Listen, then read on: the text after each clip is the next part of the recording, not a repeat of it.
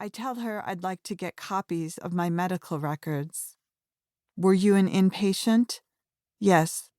When? A long time ago. How long ago? 20 years ago, I realize as I say it. She considers, then explains the process of retrieving records. There are forms to fill out, money to pay, permissions for release. Once this is approved, the papers will be copied. You'll receive those copies in the mail. I fill out the paperwork, pay with my credit card.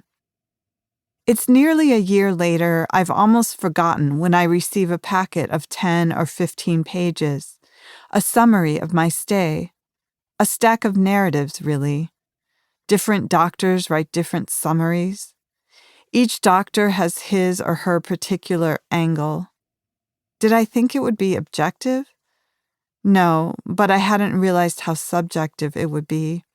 These character descriptions have much in common with the writing of the students in my creative writing classes. There are consistencies, recurring themes. Dysthymia is used over and over again. I was told I had chronic depression, or major depression, or bipolar disorder, but dysthymia is the diagnosis that is repeated throughout the records. I was disappointed by the stack of papers, which I put away in a drawer.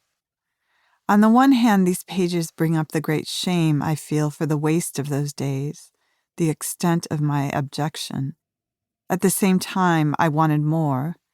Daily notes or details that could fill in the gaps in my notebooks, in my memory. I want the details. I don't want the official language, the Axis 1 or Axis 2, the list of medications and symptoms. What I want is the story of our long, dull days and years in that hospital. Those days, those years. It is the quotidian I want to recover. I was 20 years old when I arrived. January 1992, New York City. All darkness and disinterest. Who the fuck cared that you arrived? Thousands arrive here every day.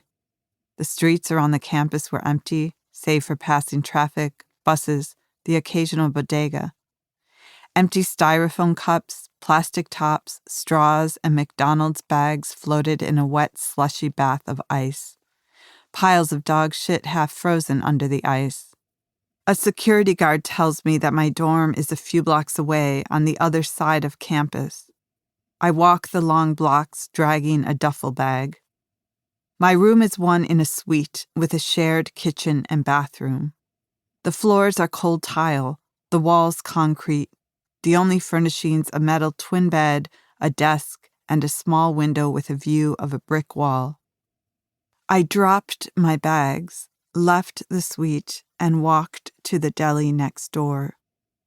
When I returned, my suitemates were there, a triptych of young womanhood. "Hello," I said, stabbing a baked potato twice before putting it in the microwave. "Is that all you're eating?" a small, chatty girl asked, giggling. I felt my body flood and knew I'd turned bright red. "Yes," I said, "I guess so." A month later, and I haven't made a single friend. You can become strange from loneliness, from days and weeks without speaking to anyone. Occasionally, someone from home will call, and I'll pretend everything is fine. In my notebook, I chronicle my despair. Today is Valentine's Day, and Leo asked me to meet him downtown. On the train, I stand across from a stranger. We are close enough to make out, my face in his, but here's the rule: no eye contact. Pretend you are not this close to someone's humanity. Look away or at your feet, but never at a face. Get off at Christopher Street, Leo had said. I hold my laminated streetwise Manhattan map like a prayer card. The train screeches and jerks out of the station. I smell urine and ham, rat shit and perfume.